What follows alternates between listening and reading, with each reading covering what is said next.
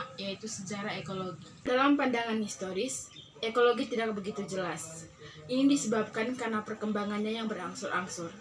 Catatan Hippocrates, Aristoteles, dan filosofis lainnya merupakan naskah kuno yang berisi rujukan tentang masalah-masalah ekologi, meskipun tidak menggunakan nouns ekologi. Baru pada abad ke-16 dan 17, yang timbul dari natural history, yang kemudian berkembang menjadi satu ilmu yang sistematis, analitik, dan objektif, mengenai hubungan organisme dengan lingkungannya, yaitu ekologi. Nama tersebut baru dikemukakan oleh seorang ahli biologi Jerman yang bernama Ernest Haeckel pada tahun 1860. Sebelum itu, banyak orang besar dari ahli biologi abad ke-18 telah menyumbang kepada pokok persoalannya, walaupun etika ekologi tidak digunakan. Misalnya, Anton van Leeuwenhoek yang lebih dikenal sebagai ahli mikroskop perintis dari awal tahun 1700 juga mempelopori pengkajian rantai-rantai makanan dan pengaturan populasi, dua bidang penting dan ekologi mutakhir. Sekitar tahun 1900, ekologi diakui sebagai suatu disiplin ilmu dan berkembang terus dengan cepat. Apalagi saat dunia sangat peka terhadap masalah lingkungan dan mengadakan dan memelihara mutu manusia. Ekologi merupakan cabang ilmu yang mendasarinya dan selalu berkaitan dengan kehidupan sehari-hari. Sekian dari saya, waktu selanjutnya akan saya berikan kepada pemateri berikut. Baik, terima kasih atas waktu dan kesempatan yang diberikan kepada saya. Saya, Teresia Rosalia Siro, akan memaparkan pengertian ekologi. Ekologi berasal dari bahasa Yunani, yaitu oikos, yang berarti rumah atau tempat hidup, dan logos yang berarti ilmu. Secara harfiah, ekologi adalah pengkajian hubungan organisme-organisme atau kelompok organisme terhadap lingkungannya, atau lingkungan yang mempelajari pengaruh faktor lingkungan terhadap jasad hidup. Ada juga yang menyatakan bahwa ekologi adalah ilmu yang mencoba mempelajari hubungan antara tumbuhan, binatang, dan manusia dengan lingkungannya, di mana mereka hidup, bagaimana kehidupannya, dan mengapa berada di tempat tersebut. Ekologi merupakan salah satu cabang biologi yang hanya mempelajari apa yang terjadi di alam dengan tidak melakukan percobaan. Tetapi biasanya ekologi didefinisikan sebagai pengkajian hubungan organisme-organisme atau kelompok-kelompok organisme terhadap lingkungannya, atau lingkungan hubungan timbal balik antara organisme-organisme hidup dan lingkungannya.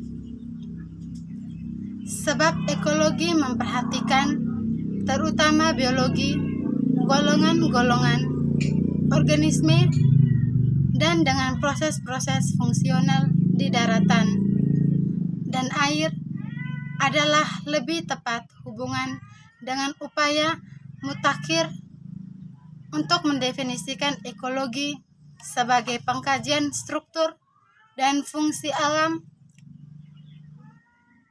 Telah dipahami bahwa manusia merupakan bagian daripada alam.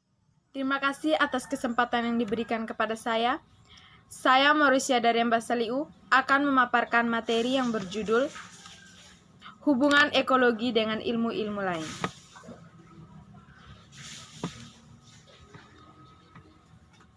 Ekologi mempunyai perkembangan yang berangsung-angsung. Dari perkembangan itu, semakin terlihat bahwa ekologi mempunyai hubungan dengan hampir ilmu-ilmu lainnya. Bumi memiliki banyak sekali jenis-jenis makhluk hidup, mulai dari tumbuhan, binatang yang sangat kompleks, hingga organisme yang sederhana seperti jamur, amubah, dan bakteri. Meskipun demikian, semua makhluk hidup tanpa kecuali tidak bisa hidup sendiri. Masing-masing tergantung makhluk hidup yang lain ataupun benda mati di sekitarnya. Misalnya seekor kijang membutuhkan tumbuh-tumbuhan tertentu untuk makanan. Jika tumbuhan di sekitar lingkungannya dirusak, maka kijang tersebut harus berpindah atau mati kelaparan. Sebaliknya, tumbuhan agar bisa hidup juga tergantung pada binatang untuk memenuhi kebutuhan nutrisinya.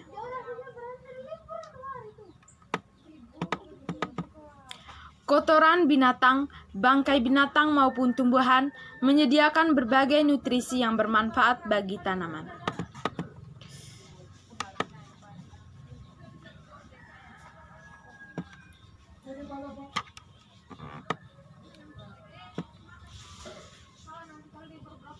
Ekologi berkaitan dengan berbagai ilmu pengetahuan yang relevan dengan kehidupan atau peradaban manusia. Seorang yang belajar ekologi sebenarnya bertanya tentang berbagai hal, bagaimana alam bekerja, bagaimana mereka berinteraksi dengan spesies lainnya, dan bagaimana individu-individu dalam spesies diatur sebagai populasi, serta bagaimana pula eksotisme yang dimunculkan.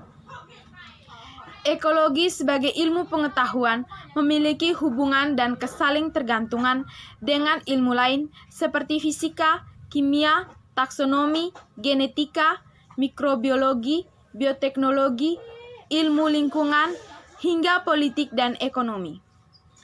Ekologi berhubungan dengan ilmu fisika dan kimia seperti pada analisa fisik kimiawi terhadap kondisi ekologi di satu tempat.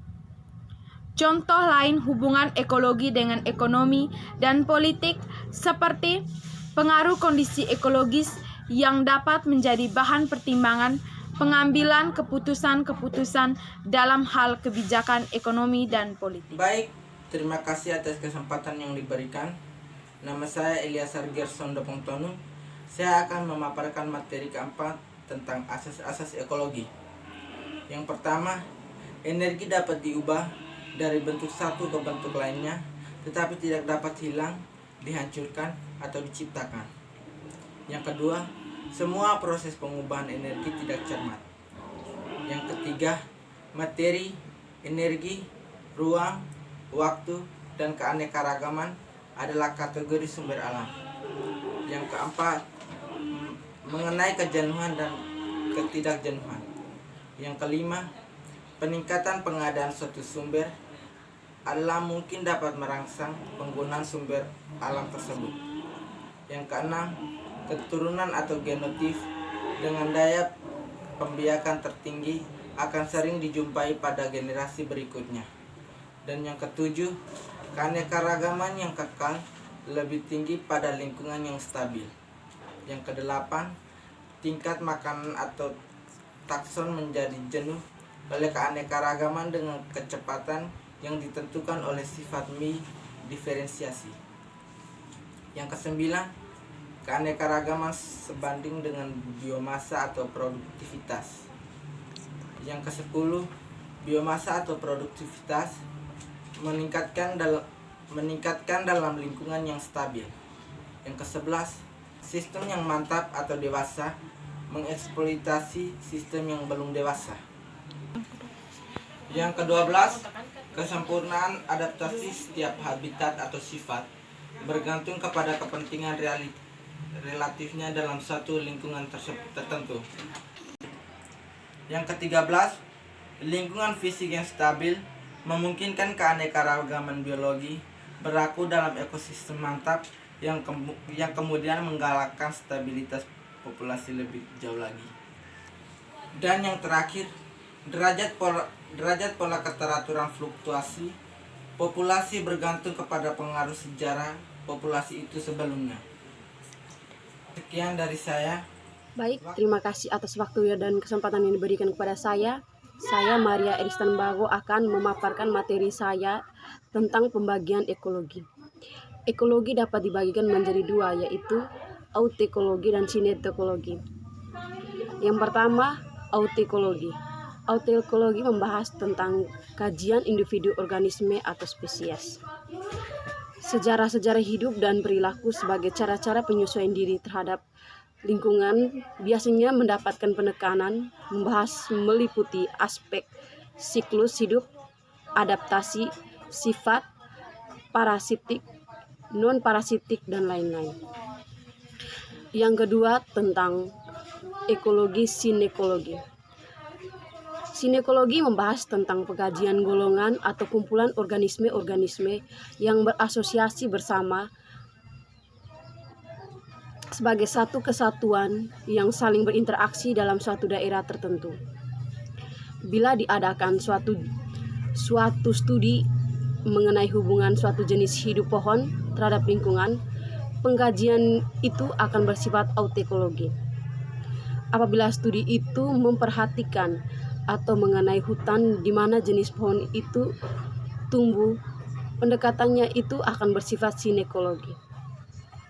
Pembagian ekologi seperti ini sangat berguna dalam penelitian. Seseorang yang melakukan penelitian dapat memusatkan daripada proses-proses, tingkat-tingkat, lingkungan-lingkungan, organisme-organisme, atau masalah-masalah, dan membuat sumbangan-sumbangan yang bernilai terhadap keseluruhan mengenai biologi lingkungan. Sekian pemaparan materi dari saya.